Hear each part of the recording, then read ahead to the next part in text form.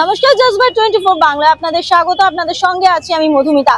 দেখুন, এসআইআর শুরু হয়েছে থেকে পশ্চিমবঙ্গের রাজ্য রাজনীতি একেবারে যে চাপানুতোর পরিস্থিতি তৈরি হয়েছে তা আপনারা সকলেই জানেন, এবং বর্তমানে পরিস্থিতি যেদিকে গড়াচ্ছে, একাধিক বিএলও মৃত্যু, তারই সঙ্গে কিন্তু যে এসআইআর শেষ পর্যায়ে সেখানে যে শুনানি শুরু হয়েছে তা নিয়েও কিন্তু রাজনৈতিক চর্চা শুরু হয়েছে। কারণ নামের বানান ভুল, সেজন্যও ডেকে পাঠানো হচ্ছে মানুষকে, এবং একই সঙ্গে দেখা গেছে বিভিন্ন বিশিষ্ট ব্যক্তিত্ব, অমর্ত্য সেন সহ একাধিক ব্যক্তিত্ব তারা কিন্তু ডাক পেয়েছেন এই এসআইআর এর হিয়ারিং এ, এবং তার মধ্যে কিন্তু জায়গা পেয়েছে রাজ্যের শাসক দলের বেশ কিছু সাংসদ, বিধায়ক, এবং তাই নিয়ে কিন্তু এখনো পর্যন্ত এসআইআর এর রাজনৈতিক চর্চা চলছে।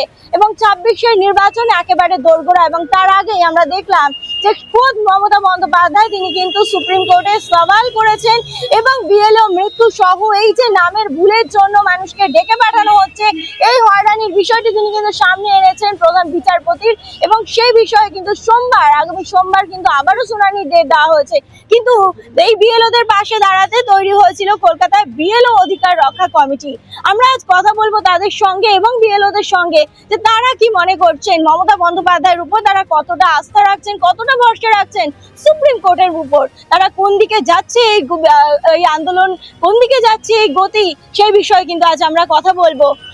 দিদি, আপনি একজন বিএলও, আপনার নামটা একটু বলুন। আমার নাম তনুশ্রী মোদক ভট্টাচার্য। আমি 165 জোড়াসাঁকো 194 পাটের বিএলও। এই যে আপনাদের এই মুহূর্তে সুপ্রিম কোর্টে মমতা বন্দ্যোপাধ্যায় স্বয়ং সওয়াল করছেন, আপনারা কি মনে করছেন কোন দিকে যেতে পারে এই এসআইআর নিয়ে তদন্তের গতি, আন্দোলনের গতি, কি মনে করছেন আপনারা? দেখুন, দীর্ঘ 2.5 মাস যাবৎ আমরা এই বিএলও অধিকার রক্ষা কমিটি গঠন করে এখানে অবস্থান এবং বিক্ষোভ চালাচ্ছি, এবং প্রথম দিন থেকে আমরা আমাদের মূল বিষয়বস্তুটা যেটা ছিল সময়সীমা বাড়ানোর দাবি, সেই সময়সীমা বাড়ানোর জন্য আমরা আন্দোলন চালিয়েছি, এবং তার ফলশ্রুতি হিসেবে আমরা 7 দিন সময়সীমা বর্ধিত অবস্থায় পেয়েছিলাম। কিন্তু তার পরবর্তীকালে যখন হিয়ারিং এর নোটিশ আমাদেরকে ধরানো শুরু হলো, তখন আমাদের আন্দোলন আরো তীব্র হলো, এবং এই যে এত বিএলও বন্ধু আমাদের মারা গিয়েছেন, এই হিয়ারিং এর চাপে, হিয়ারিং এর ভয়ে, বিএলও ডিউটির একটা অকল্পনীয় চাপে, সেই সমস্ত কিছুর বিরুদ্ধে আমরা বারবার ইসিআই অভিযান করেছি, আমরা ডেপুটেশন জমা দিয়েছি, আমরা ভিতরে গিয়ে কোনো সময় সিইও মনোজ আগরওয়ালের সাথে দেখা করেছি, তবে বেশিরভাগ ক্ষেত্রে আমরা ওনার সাথে দেখা করতে পারিনি। আমরা ডেপুটি সিইও দীপেন্দ্র দাসের সাথে দেখা করেছি, এবং ওনার কাছে আমরা ডেপুটেশন জমা দিয়েছি। আমাদের যে দাবিগুলো ছিল, যে সমস্ত বিএলও পরিবার তাদের সদস্যরা মানে বিএলওদেরকে হারিয়েছেন, তাদের আর্থিক ক্ষতিপূরণের দাবি এবং কোনো একজন সদস্যের যাতে চাকরি হয়, সেই দাবিতে আমরা বারবার গিয়েছি, কিন্তু আমরা এখনো পর্যন্ত কোনো সদুত্তর পাইনি। এখনো পর্যন্ত কোনো বিএলও না পেয়েছে আর্থিক ক্ষতিপূরণ, না কেউ চাকরি পেয়েছেন, এবং সেই জন্য আমাদের আন্দোলন কিন্তু তীব্র থেকে তীব্রতর হচ্ছে। এবং এই 2.5 মাস আমরা এই দীর্ঘ আন্দোলন চালানোর পরে আমরা দেখলাম আমাদের মাননীয় মুখ্যমন্ত্রী মমতা বন্দ্যোপাধ্যায় উনি নিজে অবতীর্ণ হলেন, এবং সুপ্রিম কোর্টে হিয়ারিং করলেন উনি, এবং তার যে নেক্সট শুনানি আগামী সোমবার রয়েছে, আমরা ভীষণভাবে আশাবাদী। তবে প্রথম থেকেই আমরা একটা কথা বলেছিলাম যে আমরা কিন্তু কেউ এসআইআর এর বিরুদ্ধে না, আমরা কোনো সময় ভাবিনি এটা যে এসআইআরটা বন্ধ হয়ে যাক। আমরা একটা সময় চেয়েছিলাম সুপরিকল্পিতভাবে যাতে এসআইআরটা করা যায়, কারণ যে ধরনের সমস্যাগুলো বারবার করে ব্যাক করানো হয়েছে আমাদের কাছে, যেমন লজিক্যাল ডিসক্রিপেন্সির মতন একটা অদ্ভুত একটা সমস্যা আমাদের কাছে তুলে ধরা হয়েছিল, যেখানে হয়তো সামান্য বানান ভুলের সমস্যা, বা হয়তো কারোর নামের মানে মিডল নেমের সমস্যা, এই সমস্ত বিভিন্ন কারণে প্রচুর লজিক্যাল ডিসক্রিপেন্সি তুলে প্রচুর মানুষকে হ্যারাস করা হয়েছে, এবং তাদের থেকে বারবার করে ডকুমেন্টস চাওয়া, এই জিনিসগুলো আমাদের পক্ষেও যেমন একটা সমস্যাদায়ক হয়ে উঠছিল, সেরকম সাধারণ মানুষের পক্ষেও যারা ভোটার তারাও ভীষণভাবে চিন্তান্বিত হয়ে পড়েছেন, এবং এই জিনিসগুলোর জন্য আমরাও যেরকম চিন্তান্বিত ছিলাম, সেরকম যে আমাদের মাননীয় মুখ্যমন্ত্রী উনিও এতটা মানবিক একটা দিক আমাদের দেখিয়েছেন, উনি নিজে হিয়ারিং করেছেন, এবং আগামী সোমবার উনি নেক্সট হিয়ারিং রয়েছে। আমরা ভীষণভাবে আশাবাদী যে এর কোনো একটা ফল, সুদূরপ্রসারী ফল আমরা নিশ্চয়ই পাবো। এই যে মুখ্যমন্ত্রী সওয়াল করছেন, এখানে কিন্তু একটা বিষয় প্রশ্ন উঠছে যে বিষয়টা রাজনীতির দিকে চলে যাচ্ছে। মমতা বন্দ্যোপাধ্যায় আইন লঙ্ঘন করছে, নিয়ম মানছে না, এগুলো কি আপনারা কি বলেন? দেখুন, এখানে রাজনীতির রং আনাটা অত্যন্ত অন্যায়, কারণ এত বিএলও মারা গেছেন সারা দেশ জুড়ে। আমাদের পশ্চিমবাংলায় এত বিএলও মারা গেছেন, সাধারণ মানুষের এত হয়রানি হয়েছে। এখানে মাননীয় মুখ্যমন্ত্রী উনি আমাদের রাজ্যের মানে উনি আমাদের রাজ্যটাকে ধরে রেখেছেন, যেভাবে মানবিকভাবে ধরে রেখেছেন, সেখানে ওনার হিয়ারিং করতে যাওয়া, সুপ্রিম কোর্টে যাওয়া, এই পদক্ষেপ নেওয়াটাকে যদি কোনো রাজনীতির রং চড়ানো হয় তাহলে তো আমাদের আর কিছু বলার নেই। এটা খুবই স্বাভাবিক ব্যাপার যে উনি পশ্চিমবঙ্গের মুখ্যমন্ত্রী, তাহলে উনি তো, এটাই স্বাভাবিক ব্যাপার, উনি আমাদের হয়ে বলবেনই। যে কোনো সাধারণ মানুষের যখনই তারা কোনো বিপদে পড়বে তখন মুখ্যমন্ত্রীরই তো দায়িত্ব থাকবে যে তিনি আমাদের দিকটা দেখবেন, উনি আমাদের দিকটা বিবেচনা করে উনি হিয়ারিং করছেন। এটা তো রাজনীতির রং চড়ানোটা অত্যন্ত অন্যায়। আমরা কথা বললাম বিএলওর সঙ্গে, এবার আপনারা দেখতে পাচ্ছেন যে মুখ্যমন্ত্রী নিজে যে স্বয়ং সুপ্রিম কোর্টে সওয়াল করছেন, তারা কিন্তু আশাবাদী যে তারা কোনো ভালো ফল পাবেন। আমরা কথা বলবো বিএলও অধিকার রক্ষা কমিটির সঙ্গে, যাদের তৈরি হয়েছিল শুধুমাত্র বিএলওদের স্বার্থের জন্য, তাদের পাশে দাঁড়াতে, তাদের স্বার্থ অধিকার রক্ষা করতে। এবং একাধিকবার কিন্তু আমরা দেখেছি যে তারা পথে নেমেছেন, নির্বাচন কমিশনে দেখা করতে চেয়েছেন, ডেপুটেশন দিতে চেয়েছেন, এবং একাধিকবার কিন্তু নির্বাচন কমিশনে তাদের সঙ্গে যে পুলিশের খণ্ডযুদ্ধ তৈরি হয়েছে এই ঘটনার জন্য, সেটাও কিন্তু আমরা দেখেছি। আমরা কথা বলবো বিএলও অধিকার রক্ষা কমিটির সদস্যদের সঙ্গে। দিদি, কি বলবেন, এই যে বিএলও অধিকার রক্ষা কমিটি, আপনারা বিএলওদের পাশে দাঁড়ানোর জন্যই এসেছিলেন, তো এইবার কি মনে হচ্ছে মমতা বন্দ্যোপাধ্যায় নিজে সওয়াল করছেন সুপ্রিম কোর্টে? হ্যাঁ, এটা খুব স্বাভাবিক। তার কারণ হচ্ছে আমরা আন্দোলনটা 2.5 মাস আগে আরম্ভ করেছিলাম সকলে মিলে। তো তখন থেকে আমরা যেগুলো দেখছি যে একের পর এক বিএলও মারা যাচ্ছে। আজ পর্যন্ত 14 জন বিএলও মারা গেছেন, কিন্তু যতবার মারা গেছেন ততবার আমাদের এই বিএলও রক্ষা কমিটি যারা আছেন তারা কিন্তু প্রত্যেকে ওখানে গেছিলেন, ওনাদের সঙ্গে দেখা করার চেষ্টা করেছেন। নানানভাবে কাটিয়ে গেছে, দেখা করেননি কখনো কখনো। ওনার যিনি আছেন আরেকজন কি আছে তনুশ্রী, দিব্যেন্দু দাস, হ্যাঁ, অ্যাডিশনাল সিও যিনি আছেন তার সঙ্গে দেখা করতে দিয়েছেন বা উনি দেখা করেছেন। কিন্তু বিষয়টা তো সেই জায়গায় থেমে থাকলে হবে না, বিষয়টাকে কিন্তু অনেক গভীরভাবে ভাবতে হবে। তার কারণ হচ্ছে যে একজন বিএলও মারা গেছে, কেন মারা গেছে? 14 জন বিএলও কেন মারা গেছে? এবারে অনেকে অসুস্থ হয়ে আছে, দিনের পর দিন এই জিনিসটা চলছে। আমরা যত আন্দোলন করছি ওনারা কিন্তু কোনো কর্ণপাত করছেন না। ওনারা কি ভেবেছেন যে এই একটা এসআইআর এর নামে বাংলায় কি মৃত্যুর বন্যা বইয়ে দেবে? বাংলায় বিএলওরা কি মানুষ নয়? তার কি পরিবার নেই? তাদের দেখতে হবে না? তাদের ছোট ছোট বাচ্চা আছে, পরিবারটাকে কে দেখবে? তো আমরা সেই জন্যই গেছিলাম যে পরিবাররা যাতে ওদের যাতে ক্ষতিপূরণ পায়, সেই জায়গাটাও ওনার কর্ণপাত নেই। তখন দিনের পর দিন এরকম চলছে। স্বভাবতই সাধারণ মানুষ হিসেবে একজন বিএলওর পাশে দাঁড়িয়ে আমরা সেইভাবে আবেদনও করেছিলাম।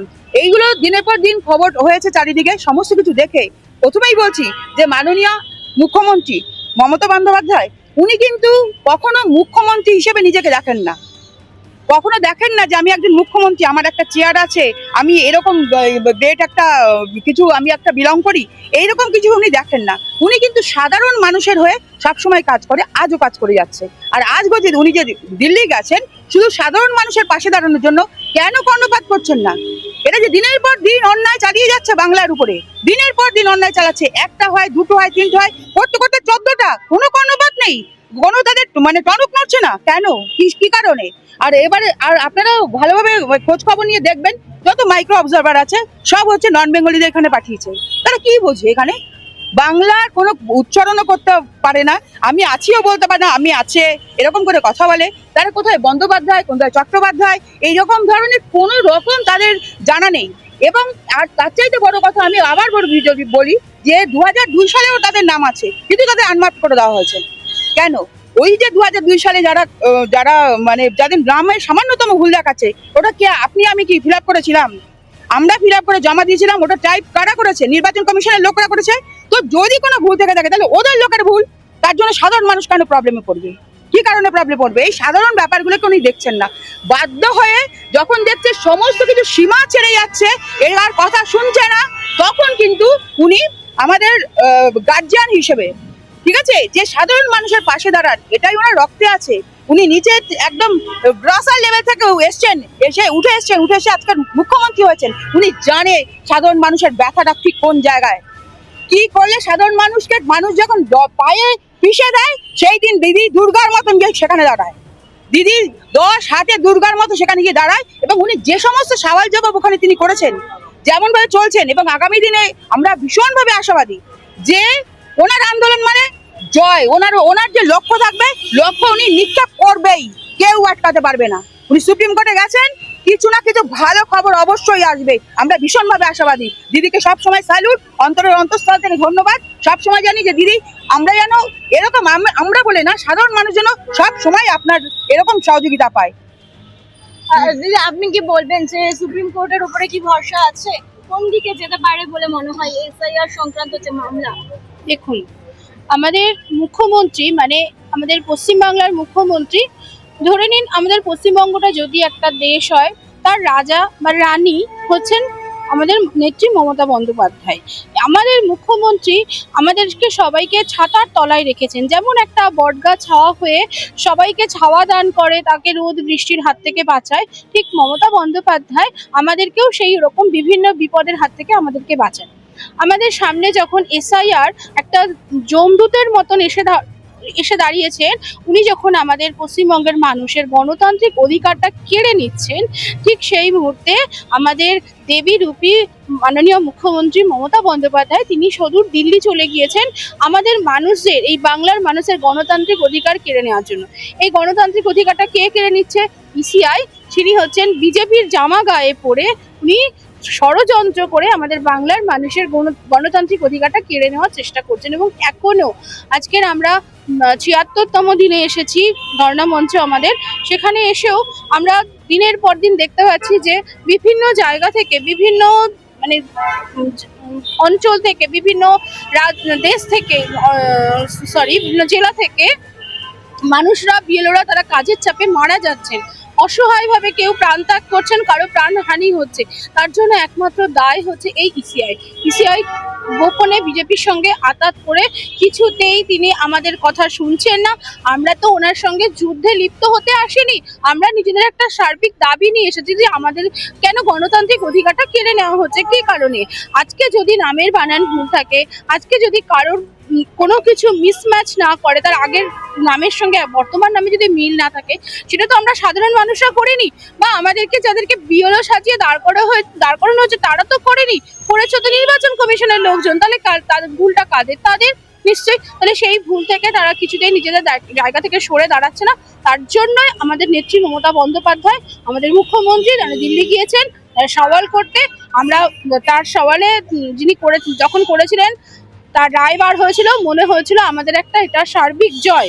এবং আমরা আশাবাদী আগামী সোমবার যখন আবার দিদি যাবেন, আবার যখন এই বিচারক নিয়ে আলোচনা হবে, তখন আমরা মনে করছি দিদি আমাদের জন্য একটা খুব সুন্দর খবর বয়ে নিয়ে আসবে। প্রথমত আমরা এইটুকুনি বলবো যে বাংলার যে আমরা নাগরিক, গণতন্ত্রপ্রিয় নাগরিক, তারা এই বিএলও অধিকার রক্ষা কমিটির নেতৃত্বে আমরা যে ২.৫ মাসের মধ্যে আন্দোলনটা করছি, এই আন্দোলনটা যে সমস্ত দাবি দেওয়া আমরা করছি, প্রত্যেকটা দাবি দেওয়া কিন্তু একটা না একটা যুক্তিযুক্ত আছে বলেই কিন্তু আমাদের এই লংজিভিটিটা বেড়েছে। পাশাপাশি যে সুপ্রিম কোর্টের বিষয়টা মুখ্যমন্ত্রী এসছে, আমাদের প্রতি মুহূর্তে একটা তুগলকিপনা চিন্তাভাবনা চাপিয়ে দেওয়ার চেষ্টা করেছে। যেমন আমি ছোট্ট কথা বলি, যে অনেকগুলো তো বলার ছিল, কিন্তু যে অনেকে বলেছেন আমরা 4 ভাই, অথচ আমাকে দেখিয়ে দেওয়া হচ্ছে যে আমার বাবার 7-8টা বাচ্চা আছে, আমাকে হিয়ারিংয়ে ফেলে দিল। আবার দেখা গেছে যে আমার বাবার বয়স থেকে আমার 15 বছরের ডিফারেন্স, মানে কেন কম হলো কি বেশি হলো, এই যে তুগলিপনা আচরণ, মানে যখন ওরা দেখছে যে বাংলা যে বিএলওরা একটা আন্দোলন করছে এবং সেটা আন্দোলনটা করছে ত্রুটিপূর্ণ না থেকে, যেটা এসআইআরটা হচ্ছে সেটা ত্রুটি মুক্ত একটা সংশোধিত তালিকা বেরিয়ে আসে, তার জন্য কিন্তু বাংলার সমস্ত বিএলও নেতৃত্ব দিচ্ছে। সেই জায়গাটা যখন পেরে উঠছে না, সমস্ত এসআইআর পক্ষে আমরা কিন্তু সওয়াল করেছি।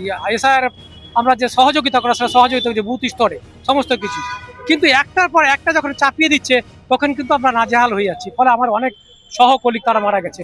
এই দাবি দাওয়াগুলো কিন্তু মাননীয় মুখ্যমন্ত্রী তিনি কিন্তু বুঝতে পেরেছেন যে বিএলও যারা আন্দোলন করছে দীর্ঘদিন, তাদের দাবিটা সত্যি লিগাল।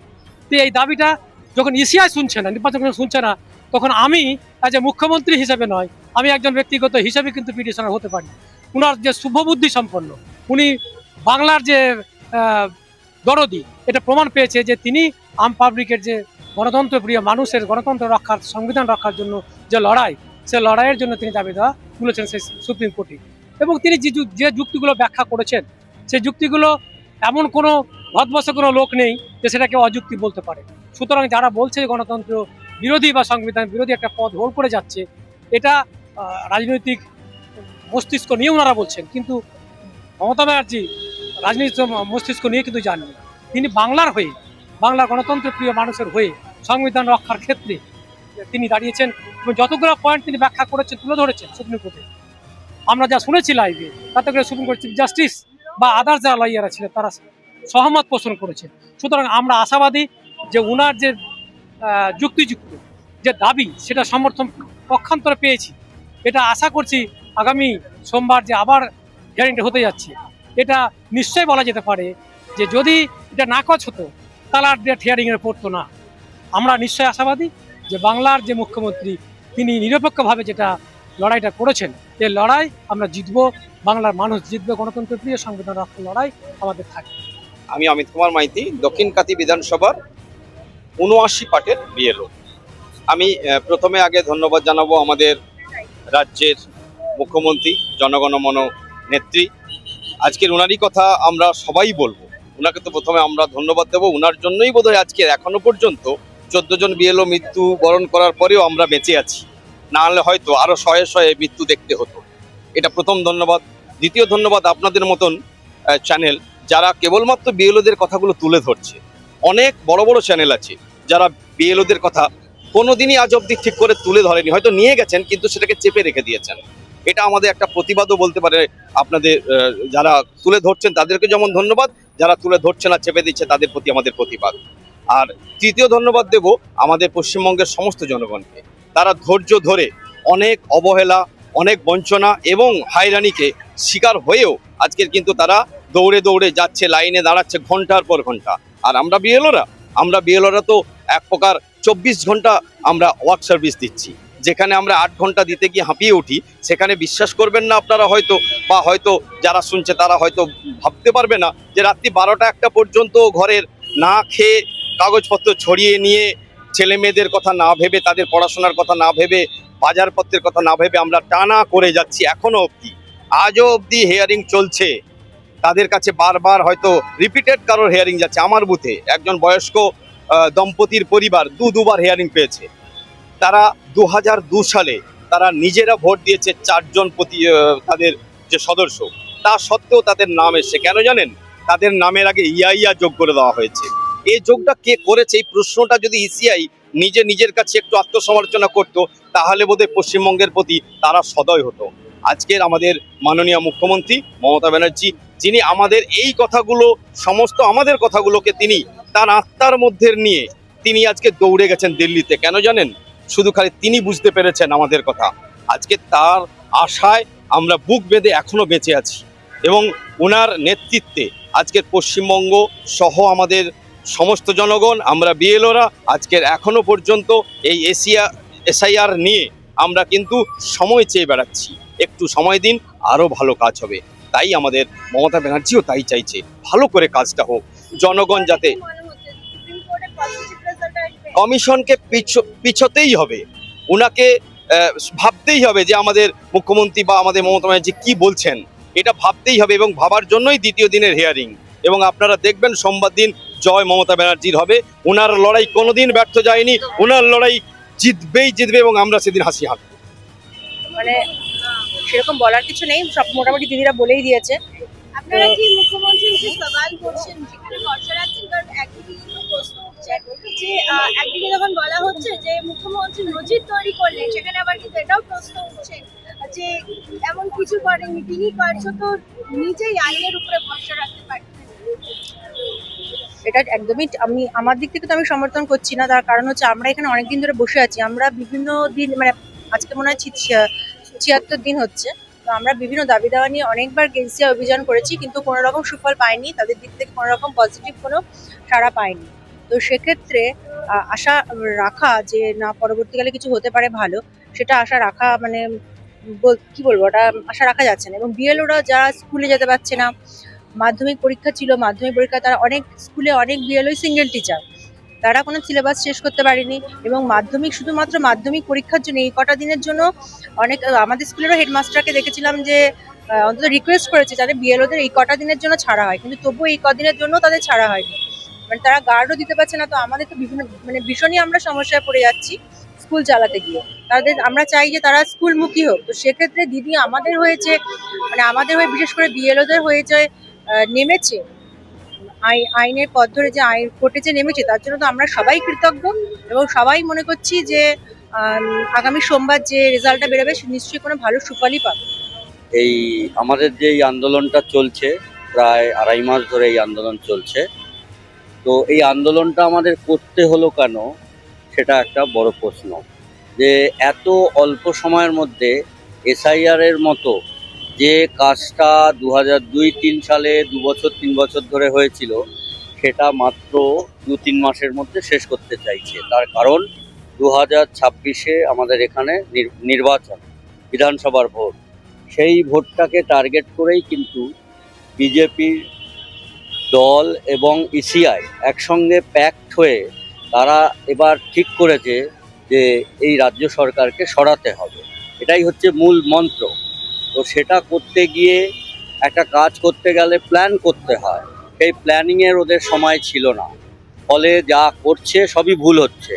এবং যে বিএলওরা যারা কাজ করছে তারা তাদের হাতে সীমিত অস্ত্র, যে সফটওয়্যার বা যে এটা রয়েছে, অ্যাপটা রয়েছে, সেই অ্যাপের ব্যাপারে কিন্তু সেরকমভাবে কোনো ট্রেনিং হয়নি। ফলে অনেকেই জানে না এই অ্যাপটা কী করে পরিচালনা করতে হয়, সেটাও একটা প্রবলেম। এবং এদের শুধু ফোন করে করে বলা হচ্ছে যে এটা পাঠাও, ওটা পাঠাও, সেটা পাঠাও, শুধু এইগুলো বলে গেছে, কিন্তু কি করে পাঠাবে সেটা কিন্তু শেখানো হয়নি। ফলে অ্যাজ এ রেজাল্ট বিএলওরা কিন্তু প্রচণ্ড চাপের মধ্যে তাদের এই কাজ করতে হয়েছে। এবং এটা করতে গিয়ে অনেক দিশেহারা হয়ে প্রচুর বিএলও মারা গেছে সারা ভারতবর্ষ জুড়ে, এবং আমাদের এখানেও 14 জন মারা গেছে। এবং তাদের ফ্যামিলির যে প্রবলেম অ্যারাইজ করেছে, এখন আমরা এগুলো নিয়ে আন্দোলন এই সিআই অফিসে করেছি, কিন্তু তার নেট রেজাল্ট এখনো পর্যন্ত 0। ফলে আমাদের মাননীয় মুখ্যমন্ত্রী উনি সমস্ত কিছু লক্ষ্য করেছে, এবং উনি আজকে প্রায় আমাদের হিয়ারিংয়ের যে এটা তৈরি হয়েছিল দিল্লিতে, উনি সেই সময় ওখানে গিয়ে মানুষের হয়ে উনি কথা বলতে গেছে। এবং সেখানে উনি যা যা বক্তব্য রেখেছেন সুপ্রিম কোর্টের সামনে, সেটা একটা ঐতিহাসিক ব্যাপার। যে কোনো রাজ্যের কোনো মুখ্যমন্ত্রী এরকম ঘটনা ঘটেনি যে নিজের রাজ্যের জন্য ওনাকে সওয়াল করতে হচ্ছে। মানে যত মানে আদালতের যারা সুপ্রিম কোর্টের বিচারক বা যারা আইনজীবী, তাদেরকে উনি মানে কি বলবো, যে উনি সেই লেভেলে দেখতে পারেননি যে ওনার প্রবলেমটা উনি যেভাবে বলতে পারবেন অন্যরা হয়তো সেটা বলতে পারবেন না। সেই কারণেই উনি করতে গেছেন। এবং আগামী 9 তারিখে আবার এরকম একটা সওয়াল জবাব আছে। আমরা আশা করছি উনি যেভাবে ভিত নড়িয়ে দিয়েছেন সুপ্রিম কোর্টের সামনে, সিআই এর মানে যে ছবিটা, সেটা পরিষ্কার করে দিয়েছেন যে ওনাদের ভুল কাজের জন্য আজকে আমাদের রাজ্যের, শুধু পশ্চিমবঙ্গ রাজ্যের এই অবস্থায় আমরা রয়েছি। এবং আমরা খুব আশাবাদী, আমরা যারা এই আন্দোলনের সঙ্গে যুক্ত বিএলওরা, যে 9 তারিখে আশা করি একটা ভালো খবর আসবে। দাদা, এই যে মমতা বন্দ্যোপাধ্যায় নিজে সুপ্রিম কোর্টে গিয়ে সওয়াল করছেন, এখানে একটা বিষয় ভীষণভাবে আসছে যে কেউ বলছেন যে তিনি ইতিহাস সৃষ্টি করেছেন ভারতীয় রাজনীতিতে এবং নজির সৃষ্টি করছেন। আবার কেউ বলছেন যে 26-এর নির্বাচনের আগে মমতা বন্দ্যোপাধ্যায় ট্রাম্প কার্ড খেতে চাইছেন, যে তিনি ভয় পেয়েছেন এসআইআর বন্ধের জন্য, এবং কোথাও গিয়ে রাজ্যের হয়ে যারা মামলা লড়ছেন সেই আইনজীবীদের উপরেও তিনি ভরসা রাখতে পারছেন না। আপনারা কি বলবেন? আজকে সারা দেশ বুঝে গেছে বা জেনে গেছে দিদি একজন এলএলবি করায় আছেন, করে বসেছেন, সে একজন সিএম হয়েছেন, ওকিল, এটা আমরাও জানতাম না। আজকে জানতে পেরেছি যেই দিনে দিদি কালা কোট পরে সুপ্রিম কোর্ট গেলেন, তার উপর ওনার আমাদের পুরো দেশের ভরসা ছিল, আমাদের ওকিলের ভরসা ছিল কি আমাদের একজন যে মুখ্যমন্ত্রী মানে রানিং মুখ্যমন্ত্রী সে একটা এলএলবি করে আর আমাদের দেশের পক্ষে, আমাদের সিটিজেন পক্ষে, আমাদের বিএলও পক্ষে সেই কথাটা রাখলেন ওখানে। ওনার নিজের উপর ভরসা আছে, দিদির নিজের উপর ভরসা ছিল কি হ্যাঁ আমি লড়বো আর আমি জিতবো, সেটা সেদিনে প্রুভ করে দিয়েছেন। উনি তো একটা লয়ার ছিলেন, সেটা আমরাও জানতাম না। আজকে আমরা জানতে পেরেছি, পুরো দেশ কি পুরো ওয়ার্ল্ড জানতে পেরেছে, পুরো ইউনিভার্স জানতে পেরেছে কি দিদি একজন লয়ার আছেন। দেখুন মমতা বন্দ্যোপাধ্যায় মুখ্যমন্ত্রী একজন রাজ্যের, তিনি যখন সুপ্রিম কোর্টে দাঁড়িয়ে সওয়াল করছেন, তিনি যখন একদিকে বলছেন যে আমি সাধারণ মানুষের কথা বলতে এসেছি, তখন কিন্তু রাজনৈতিক মহল বেশ সরগরম হয়েছে পশ্চিমবঙ্গে। তখন একদিকে যেমন বেশ কিছু মানুষ তারা বলছেন যে একজন মুখ্যমন্ত্রী তিনি সুপ্রিম কোর্টে দাঁড়িয়ে যখন সওয়াল করছেন, তিনি কার্যত ভারতীয় রাজনীতির ইতিহাসে নজির সৃষ্টি করলেন। তিনি বলছেন যে মমতা বন্দ্যোপাধ্যায় মানে কি তাহলে নিয়ম বহির্ভূত এক শটবালা ছন্দে তিনি চলেছেন। আবার কিন্তু তার বিরুদ্ধে নানান প্রশ্ন উঠে আসছে। কেউ বলছেন তিনি যখন আইন জানেন, তাহলে যখন মানুষ চাকরি হারা হলো তখন কেন তিনি গেলেন না আদালতের দরবারে তাদের পাশে দাঁড়াতে? তিনি কেন গেলেন না ডিএর জন্য আদালতের দরবারে? এবং একই সঙ্গে কিন্তু প্রশ্ন উঠছে যে এসআইআর নিয়ে মমতা বন্দ্যোপাধ্যায় আসলে ভয় পেয়েছেন এবং তিনি চাইছেন যেন তেন প্রকারে এসআইআর বন্ধ করতে হবে। এবং একই সঙ্গে বলা হচ্ছে যে তিনি তার রাজ্যের হয়ে যে আইনজীবী, যেখানে কপিল সিব্বলের মতো আইনজীবী রয়েছে, সেই আইনজীবীরা যে লড়াইটা করছেন, সুপ্রিম কোর্টে দাঁড়িয়ে মামলা লড়ছেন, আসলে তাদের উপরেও ভরসা রাখতে পারছেন না। তার কারণ কি সত্যি মমতা বন্দ্যোপাধ্যায় এসআইআর নিয়ে ভয় পেয়েছেন? তিনি কিন্তু চাইছেন যে এসআইআর বন্ধ হয়ে যাক এবং তার জন্যই কি তিনি ট্রাম্প কার্ড খেললেন এই 26-এর নির্বাচনের আগে? একাধিক প্রশ্ন কিন্তু উঠছে মমতা বন্দ্যোপাধ্যায় সুপ্রিম কোর্টে দাঁড়িয়ে এই কথা বলা নিয়ে, সওয়াল করা নিয়ে। যদিও সোমবার জানা যাবে যে সুপ্রিম কোর্টে এই এসআইআর সংক্রান্ত মামলা কোন দিকে মোড় নেয়, সেটা কিন্তু শুধুমাত্র সময়ের অপেক্ষা। আদতেও কি এসআইআর বন্ধ হয়ে যায়, নাকি এসআইআর সময়সীমা বাড়ায় মমতা বন্দ্যোপাধ্যায়ের কথা মতো, নাকি সুপ্রিম কোর্টের বিচারপতি এসআইআর এর জন্য মাইক্রো অবজারভার বা রোল অবজারভারের যে পদ রয়েছে সেখানে কোনো পরিবর্তন আনতে পারে, সেটা কিন্তু সময় বলবে। তবে রাজনৈতিক চর্চা এই মুহূর্তে বেশ সরগরম, সে কথা কিন্তু বলা যায়। ক্যামেরায় মোহিতের সঙ্গে মধুমিতা সরকার, রিপোর্টার্স বাংলা, 24 বাংলা, কলকাতা।